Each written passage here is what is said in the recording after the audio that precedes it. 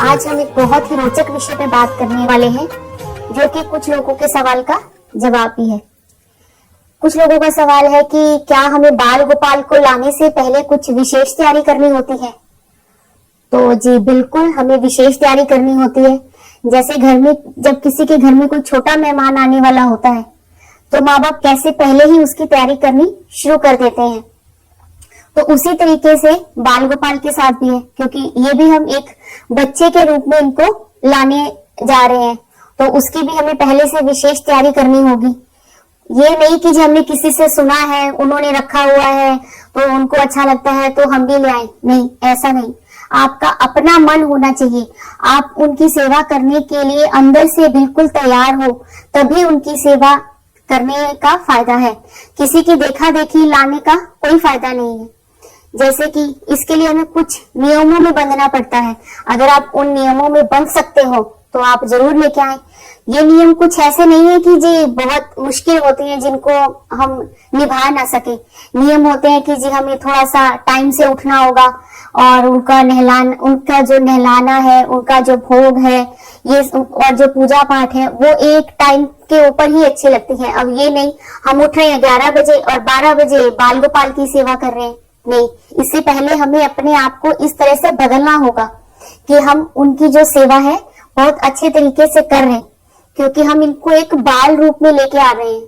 तो जो बच्चा होता है, हमने देखा है कि घर में अगर 4 गेस्ट आ जाएं, तो जो छोटा बच्चा होता है वो अपनी जो अटेंशन है अपनी ओर खींचता है। तो सेम इनके साथ भी ऐसा ही है। हम इनको एक छोटे बाल रूप में लेके आ रहे हैं, तो हमें इनका विशेष ध्यान रखना होगा।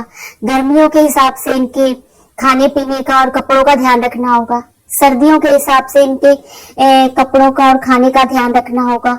इनके सुबह के भोग का ध्यान रखना होगा। इनके शाम के शयन का ध्यान रखना होगा। अगर हम इन सब बातों में अपने आप को बांध सकते हैं तो हम इनको जरूर लेके आ सकते हैं। अब ये एक छोटी सी बात है जो मेरे साथ आप बीती है। 2 घटनाएं हैं जो मैं आपको बताना चाहूंगी कि जैसे हमारे घर में कोई भी कुछ भी कर लेता है। जैसे जरूरी नहीं कि मुझे कुछ करना है, बच्चे भी बहुत शौक से जो सारी पूजा पाठ है वो कर लेते हैं। रात को बाल गोपाल को सुलाना उन्हें अच्छा लगता है। तो ऐसे एक दिन हुआ, वो पढ़ते पढ़ते शायद उनको ध्यान नहीं रहा, या अभी उन्होंने सुलाने जाना था, बच्चे पढ़ रहे थे और मैं सो चुकी थी, बट मुझे नींद नहीं आ रही थी, कभी इस करवट और कभी उस करवट। तो मैंने सोचा पता नहीं क्या बात है, मुझे नींद क्यों नहीं आ रही। मैंने थोड़ा बाहर घूमा, घर वापस आके लेटी, फिर भी नींद नहीं आई। तो फिर मैं ऐसे नीचे पानी पीने गई किचन में, तो देखा कि मंदिर की लाइट जल रही थी और जो बाल गोपाल है वो बड़े आराम से बैठे हुए थे। तो फिर मुझे समझ में आ गया कि भी मुझे नींद क्यों नहीं आ रही थी। इनका इशारा था कि मैं तो अभी जाग रहा हूं, तो तू कैसे सो सकती है। तो मैं गई, इनको जाके सुलाया, वापिस अपने जब रूम में आई तो मुझे बिना किसी उसके आराम से नींद आ गई, बिना किसी बेचैनी के मैं सो गई। और ऐसी ही घटना एक और भी हुई मेरे साथ। आज से 8-10 साल पहले की बात है। गर्मियों के दिनों में बहुत तेज आंधी तूफान बारिश आई, मतलब बहुत तेज था। जब इनके सुलाने का टाइम था, शयन का टाइम था, मैं इनको मंदिर में सुलाने गई। जैसे ही मैंने इनको इनके बेड पे लिटाया, और जैसे एक माँ बच्चे पे हाथ फेरती है, तो मैं रूटीन में ऐसे ही करके आती हूँ, इनको थपकी देके फिर सुला के आती हूँ। तो जैसे ही मैंने इनको थपकी दी तो मुझे ये फील हुआ कि जैसे सच में कोई बच्चा सो रहा है। वही एक सॉफ्टनेस जो बच्चे का एहसास होता है, मुझे वो एक एहसास हुआ।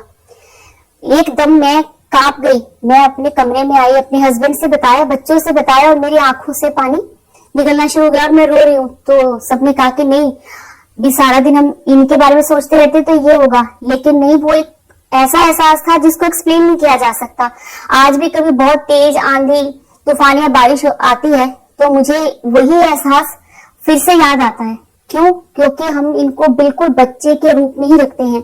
अगर हमें ओवरनाइट कहीं जाना है तो ये हमारे साथ जाते हैं। हम कभी भी, मतलब आज तक इनको कभी भी ओवरनाइट में हमने इनको घर में अकेले नहीं छोड़ा।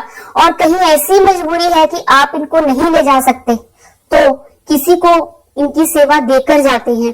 पड़ोस में देके जाओ या रिश्तेदारी में, इनकी सेवा देकर जाते हैं, इनका पूरा जो वस्त्र वगैरह होते हैं वो देके जाते हैं, और सेवा भी उसको ही देके जाते हैं जो हमें पता है कि इनकी सेवा जिस तरीके से हम कर रहे हैं उस तरीके से कर लेगा। तो कहने का मेरा मतलब ये है कि जो भी बाल गोपाल को लाना चाहते हैं वो इस तरीके से लेके आए जैसे माँ यशोदा बाल रूप में कान्हा की से प्यार करती थी, क्योंकि वो थे तो बाल रूप में, लेकिन जब उन्होंने मुंह खोला तो ब्रह्मांड भी दिखा दिया था। तो इनके साथ भी वही है कि हम इनको ला तो बाल रूप में रहे हैं, लेकिन है तो ये सृष्टि करता ना।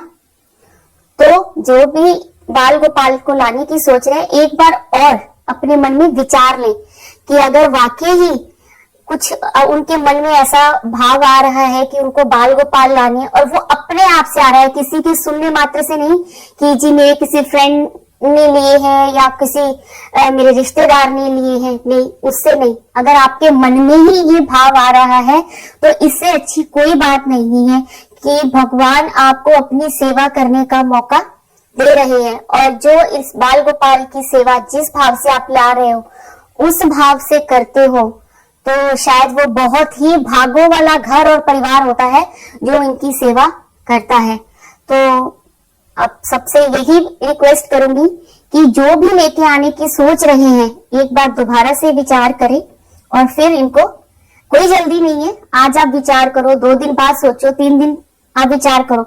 अगर आपके मन में बार बार एक ही विचार आ रहा है कि नहीं अब तो हमें लाना ही है और हम इनकी सेवा उस तरीके से कर सकते हैं जैसे बच्चे की जाती है, तो फिर आप बहुत खुशकिस्मत हैं। फिर आप बिना किसी देरी के उनको अपने घर लेके आइए, उनकी सेवा कीजिए।